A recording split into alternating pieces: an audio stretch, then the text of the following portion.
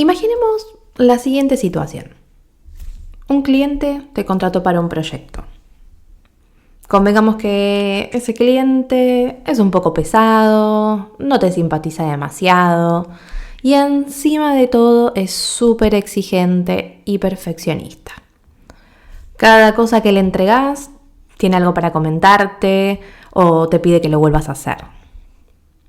Vos intentás seguir con ese proyecto porque hay una fecha límite, pero no estás pudiendo concretarlo.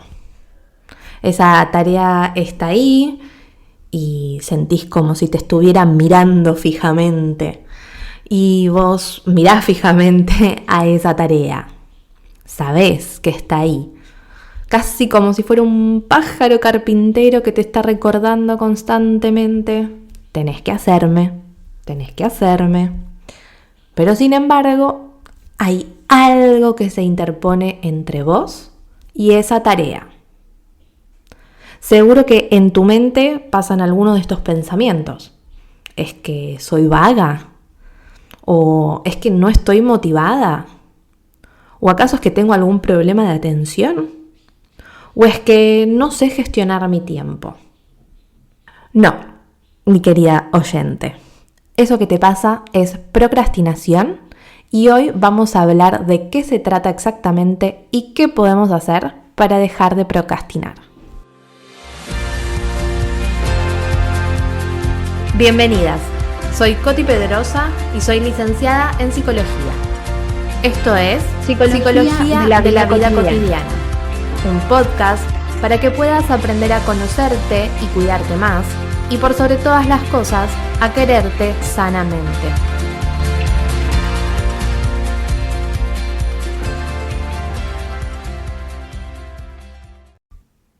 Vamos a hablar primero de el significado de la palabra procrastinación. Deriva del verbo en latín procrastinare, que significa postergar hasta mañana. Sin embargo, vos y yo sabemos que procrastinar es mucho más que postergar voluntariamente. Por eso también te cuento que deriva de la palabra del griego akrasia, que significa hacer algo en contra de nuestro mejor juicio. Este significado es una pieza clave para entender por qué procrastinar nos hace sentir mal.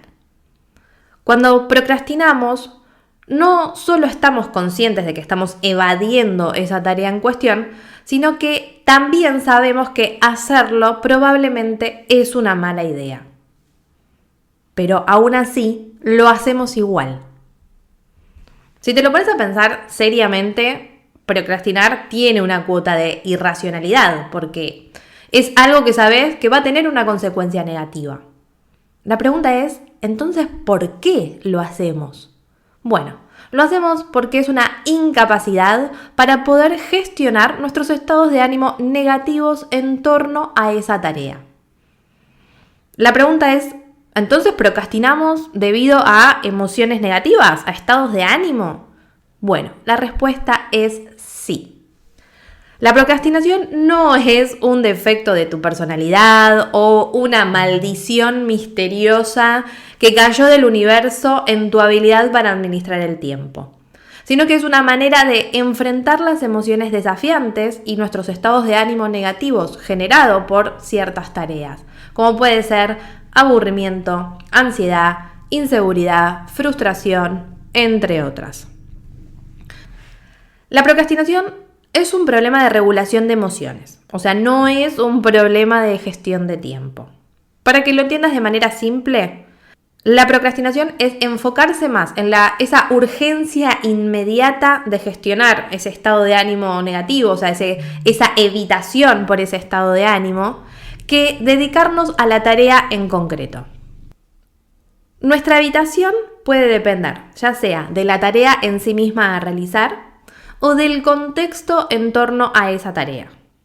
Por ejemplo, podría ser porque esa tarea en sí misma te parece que es poco placentera, aburrida, pero también puede llegar a ser por sentimientos mucho más profundos relacionados con esa tarea, como por ejemplo dudar de vos misma, percibirte con baja autoestima, sentir ansiedad o inseguridad.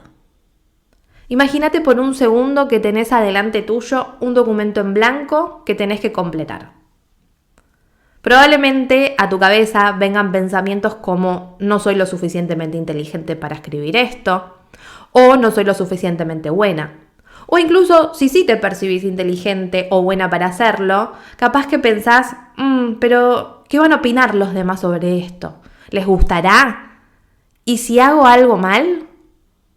Todo eso puede llevarnos a pensar que hacer a un lado a ese documento y en cambio limpiar el baño es una muy buena idea. Claramente, al ser emociones que están asociadas con esa tarea, por más de que procrastinemos, esos sentimientos van a estar ahí cuando volvamos a esa tarea. Porque, spoiler alert, no van a desaparecer. El punto está en que encima de todo, estos sentimientos van a volver aumentados y probablemente con sentimientos nuevos, como por ejemplo sentirte culpable por no haberlo hecho antes.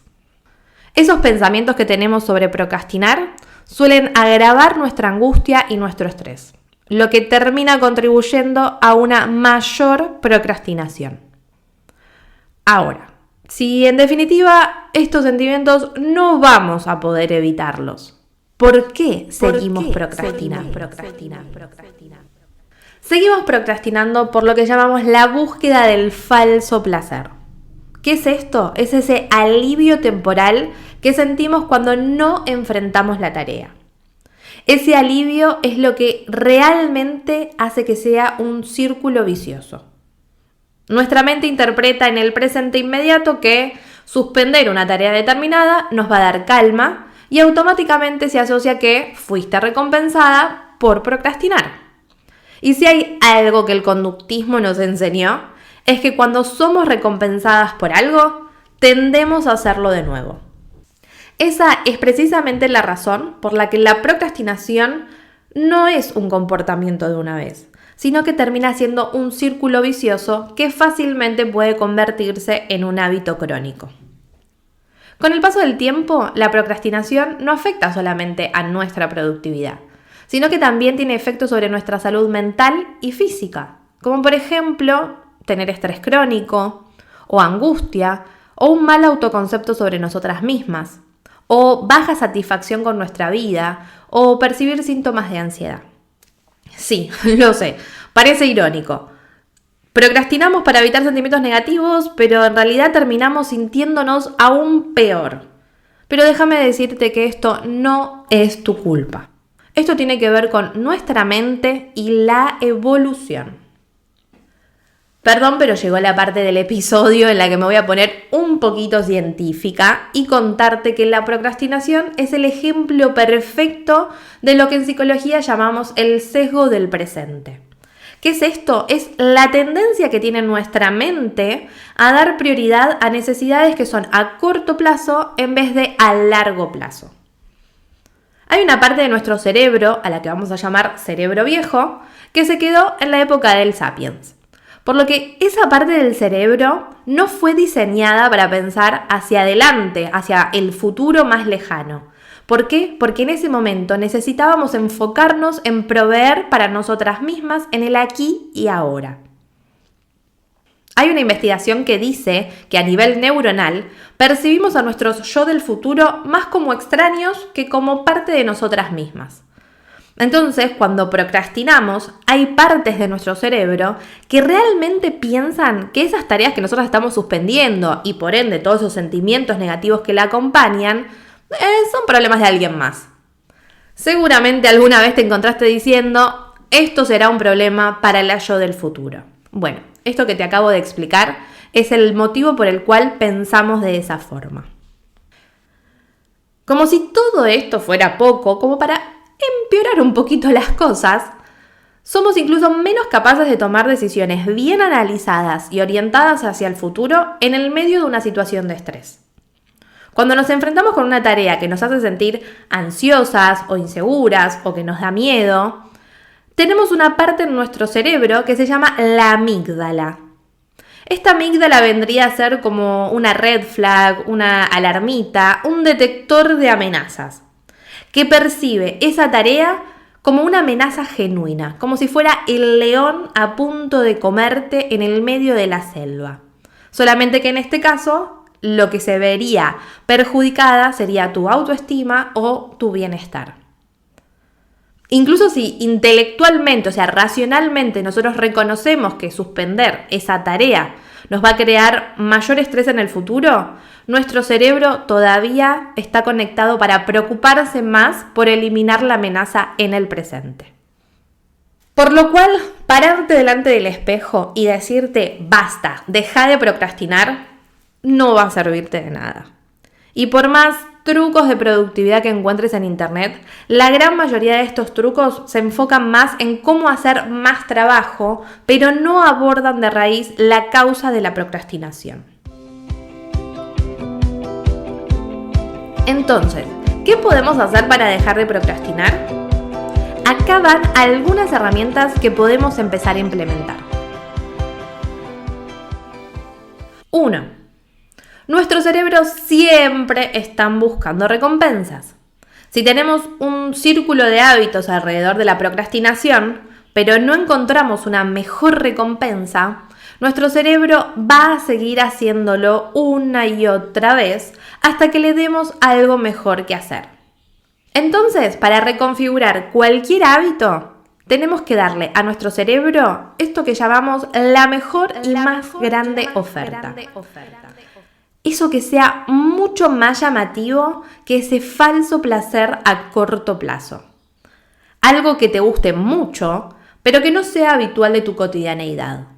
Encontrar una mejor recompensa que evadir. Una que pueda aliviar nuestros sentimientos desafiantes en el presente, pero sin causarle daño a nuestro yo del futuro. 2. Si te pregunto, ¿cómo te comerías a un elefante? Sí, lo sé, una pregunta medio rara, pero si yo te lo hago esta pregunta, probablemente tu respuesta sea en pedacitos. ¿Por qué? Porque vemos al elefante todo gigante y si yo quiero comérmelo de una, no voy a poder. Sí o sí tengo que ir comiéndolo pedacito por pedacito. Con las tareas que procrastinamos pasa lo mismo, las percibimos como gigantes. Y si yo quiero abordar toda la tarea de una, probablemente no voy a poder. Entonces, ¿qué es lo que tengo que hacer? Dividir la tarea en pequeñas tareas que sean bien concretas, específicas y que me vayan acercando cada vez un poquito más a poder finalizar la tarea grande. 3. Muchas veces solemos pensar que necesitamos motivación para realizar esa acción. Entonces es como, bueno, sí, que venga esa divinidad del cielo, me motive y entonces ahí yo voy a hacer mi tarea. Esto es incorrecto. Nosotras necesitamos accionar para después generar la motivación. Entonces es importante que antes de hacer esa tarea que estás procrastinando, pongas alguna intención específica. Ya puede ser, por ejemplo, la satisfacción de haber terminado la tarea o incluso esa gran oferta de la que hablábamos antes. Porque esa intención específica es la que te va a permitir pasar a la acción. 4. Elimina los estímulos que te distraen. Si yo percibo a esta tarea como aburrida, poco placentera, probablemente voy a encontrar cualquier otra cosa que sea mucho más atractiva y llamativa. Entonces, cuando te sientes a trabajar, vas a poner al lado tuyo una hoja en blanco y la vamos a titular hoja de distracciones. ¿Qué es lo que vamos a hacer? Cada vez que aparezcan en tu mente estos pensamientos de uy, tenemos que comprar la cena, uy, tengo que mirar la mesita que quería comprar, ay, tengo que escribirle a mi amiga para preguntarle tal cosa, donde vamos a querer dejar esa tarea que nos está generando malestar, lo que vamos a hacer es, en vez de accionar con esas distracciones, vamos a escribirlas en nuestra hoja de distracciones. Y mientras tanto vamos a seguir haciendo nuestra tarea. Una vez que finalizamos nuestra tarea, entonces ahí es el momento para darle rienda suelta a esa hoja de distracciones y poder ir cumpliendo con cada uno de esos puntos que habíamos anotado que teníamos que hacer. Y por último, ojo con la hiperexigencia. También podemos procrastinar porque estamos cansadas, porque nuestro cerebro y nuestro cuerpo te están diciendo que necesitan frenar. Cuando te des cuenta que estés evitando una tarea, lo mejor que puedes hacer es tratar de ver por qué es que estoy evitando esa tarea. ¿Es porque estoy cansada? ¿Porque tuve una mala semana? ¿Porque no dormí bien? ¿Porque estoy con mucho trabajo? ¿O es porque esa tarea me genera ansiedad, aburrimiento, inseguridad? Si me doy cuenta que tiene que ver con cansancio, entonces frená, descansá. No sos una máquina, no podés estar siempre haciendo. Escuchá a tu mente y escuchá a tu cuerpo que te están diciendo que en este momento necesitan descansar. Si te gustó el episodio de hoy, ayúdanos a que este podcast siga creciendo. ¿De qué manera lo podés hacer? Compartilo con alguien que sepas que puede ayudarle o compartí el episodio en tus redes sociales. O también podés calificarnos con 5 estrellas en Spotify. Desde ya, muchas gracias por escucharme y nos vemos en el próximo episodio.